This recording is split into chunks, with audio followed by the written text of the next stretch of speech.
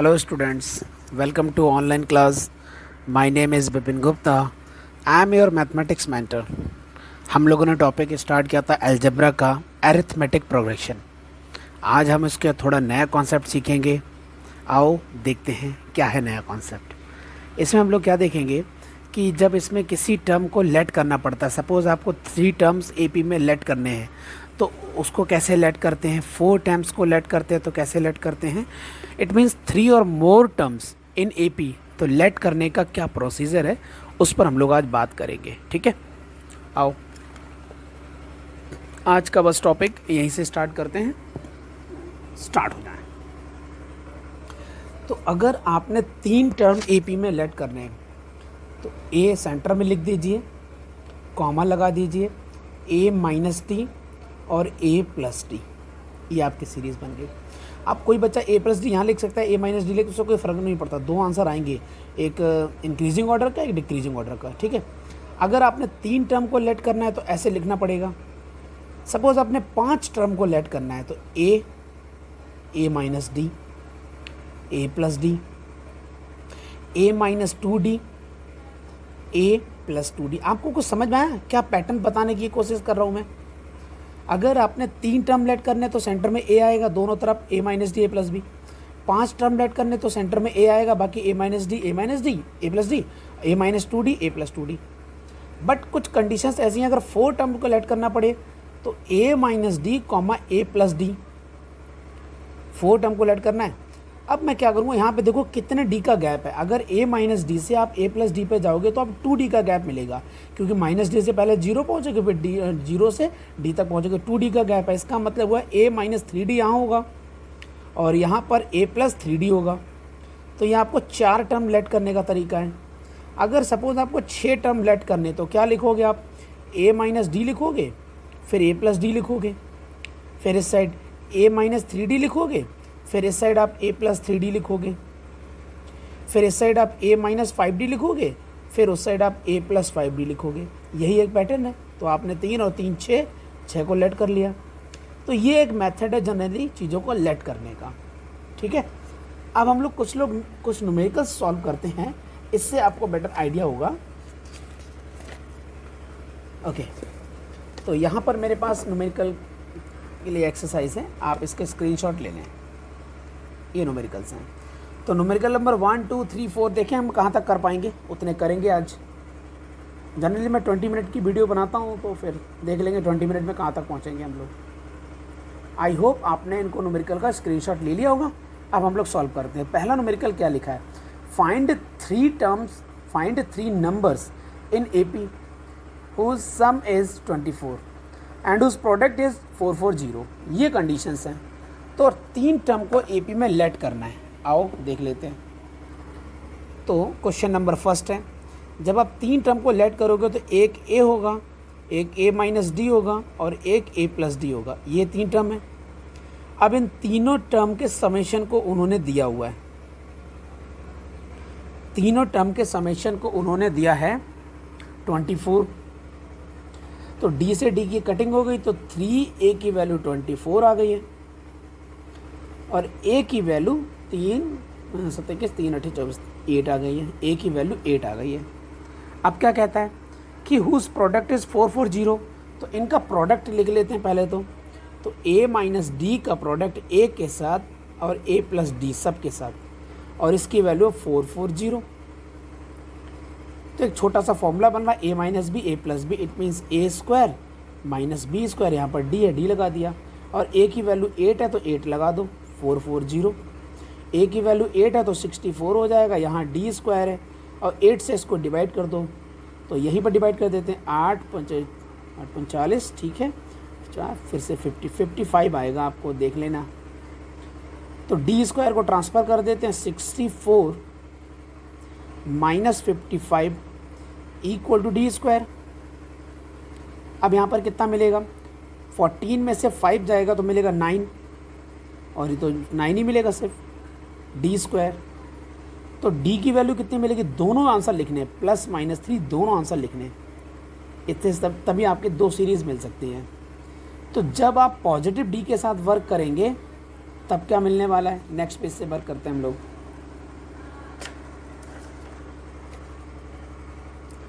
आप अगर positive D से वर्क करने पर, सपोज डी की वैल्यू आपने पॉजिटिव 3 पिक की है, डी की वैल्यू पॉजिटिव 3, और ए की वैल्यू आपने निकाल के रखी थी स्टार्टिंग से ही, ए इज़ 8, तो ए आपने 8 रखा है। तो सीरीज़ कैसी थी, पहला टर्म था ए माइनस डी का, तो A is 8, D is 3, answer आया 5।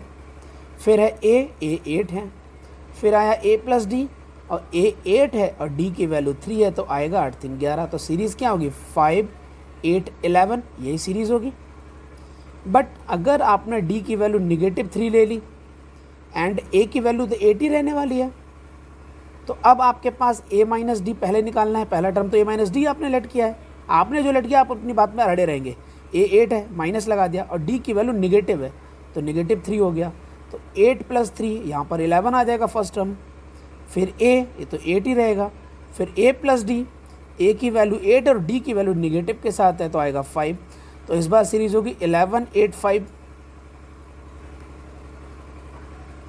आप इन दोनों सीरीज को जरा फोकस करें, यहाँ 5 8 11 है, यहाँ 11 8 5 है, तो एक दूसरे के वो रिवर्स है, तो दोनों आंसर हैं। या तो आपका आंसर 5, 8, 11 हो सकता है, बीच में और लगा दो, या 11, 8, 5 हो सकता है, तो दोनों में से कोई भी आंसर लिख लें। मतलब आपको दोनों लिखने हैं, दोनों में से एक भी आंसर आप मैच कर सकते हैं, पर लिखने दोनों और लगा देना है, दोनों लिखने हैं, ठीक है। तो ये न्यूमेरिकल आपका सॉल्व हो गया। अब हम लोग आगे बढ़ते हैं और नेक्स्ट न्यूमेरिकल पर चलते हैं।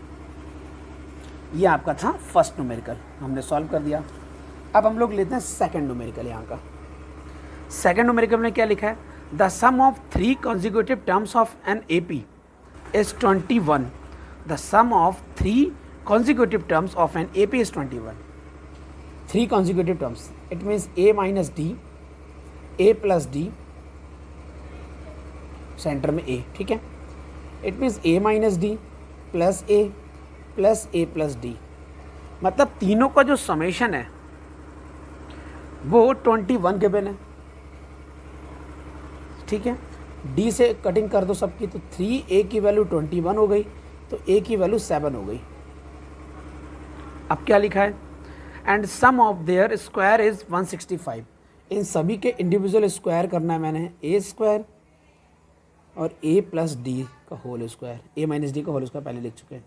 इनका आंसर है 165, तो 165 लिख दे। A की वैल्यू 7 है, तो 7 माइनस डी का whole square plus 49 and 7 plus D whole square 165। यहाँ पर देखो फॉर्मूला क्या मिलेगा, 49 plus D square minus 14d plus 49 plus 49 plus D square plus 14d और 165। तो ये प्लस के साथ है, ये माइनस के साथ कटिंग हो गया, तो 49 49 49 3 बार आया है, तो 150 में से 3 का 147, 9 18 87 80 यही आएगा, प्लस 2d स्क्वायर, इसकी वैल्यू 165 है, तो 2d स्क्वायर की वैल्यू कितनी हो जाएगी, 165 माइनस 147, 15 3 18 18 मिल जाएगा आपको 2d स्क्वायर की वैल्यू।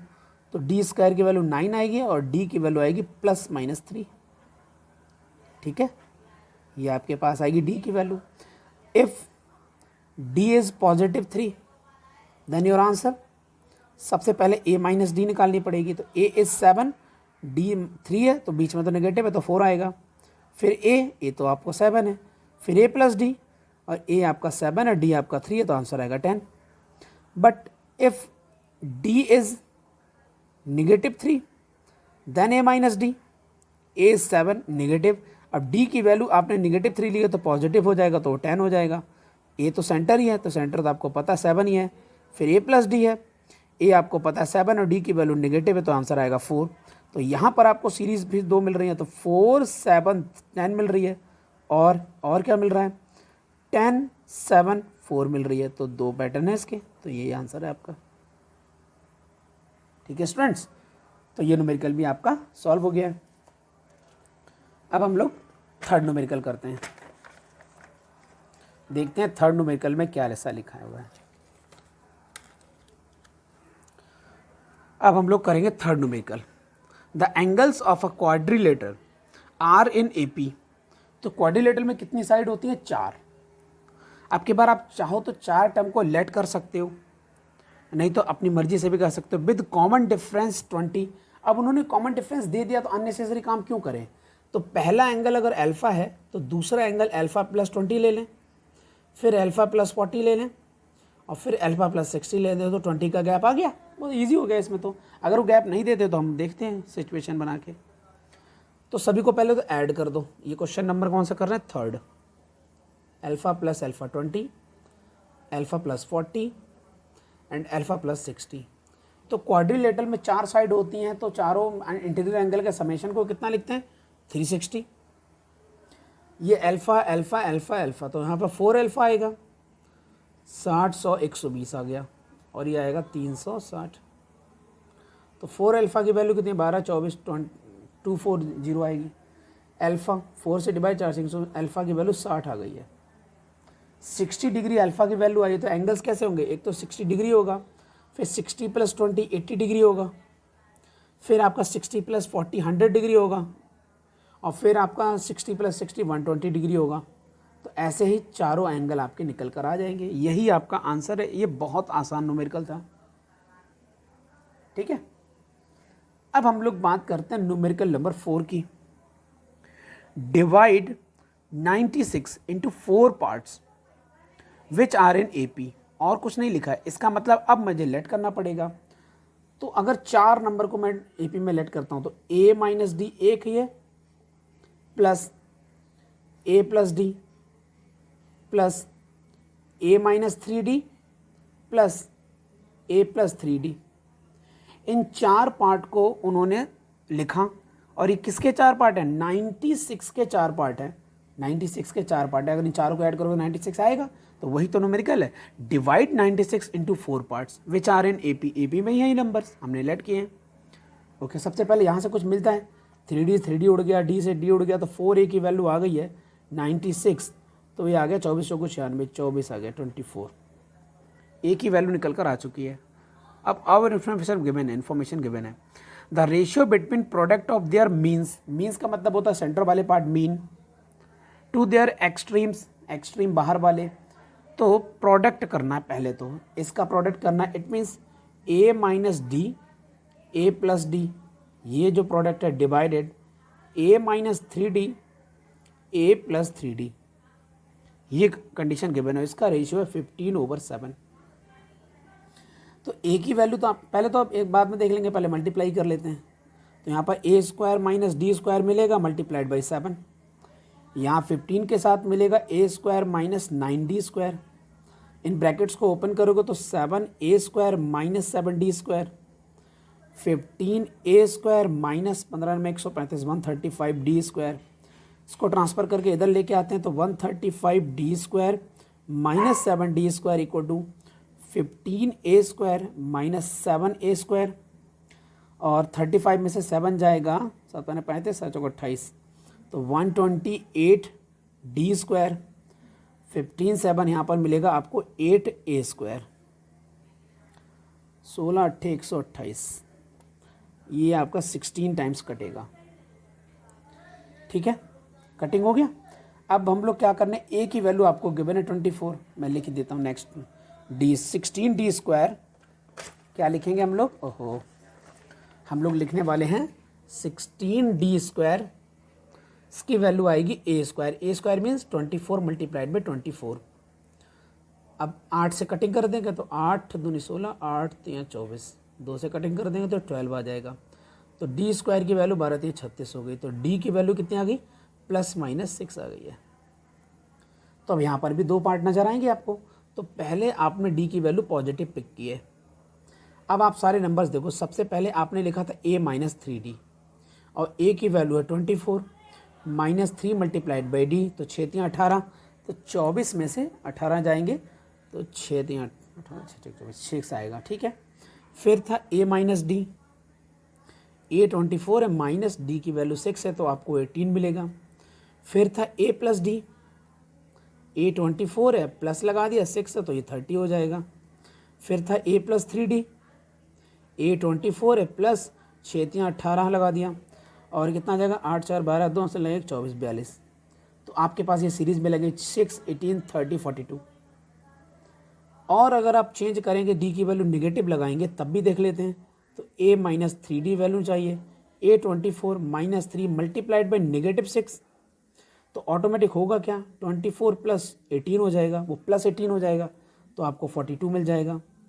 फिर a माइनस डी निकालना है, तो a24 है तो प्लस के साथ 6 हो जाएगा, इस बार वो 30 हो जाएगा। फिर a प्लस डी निकालना है, तो वो 24 है और d की वैल्यू डायरेक्ट -6 है तो वो 18 हो जाएगा। और फिर आपने निकालना a प्लस 3d, तो a की वैल्यू तो ये है, वो नेगेटिव के साथ में डायरेक्ट लिख देता हूँ 18, तो ये 6 आ जाएगा। तो आंसर देखो आपके या तो 6, 18, 30, 42 हो सकता है, या 42, 30, 18, 6 हो सकता है। तो दोनों में से कोई भी आंसर आ सकते हैं आपके, आपने ऐसे ही दोनों लिखने हैं। ठीक है, तो ये न्यूमेरिकल आपका सॉल्व हो गया है। अच्छा न्यूमेरिकल था। अब एक न्यूमेरिकल और ले लेते हैं, न्यूमेरिकल नंबर 5। ओके, अब हम लोग 5th न्यूमेरिकल करने जा रहे हैं। न्यूमेरिकल नंबर 5, क्या लिखा हुआ है 5th न्यूमेरिकल में, find 5 numbers in AP whose sum is, मतलब 5 नंबर्स को AP में लेट करना है, तो उनका समेशन गिवन है। तो एक नंबर अगर A है तो दूसरा नंबर A माइनस डी होगा, जस्ट पड़ोसी, फिर A प्लस डी होगा, और यहाँ पर A प्लस 2D है, तो इस साइड वाला A माइनस 2D होगा।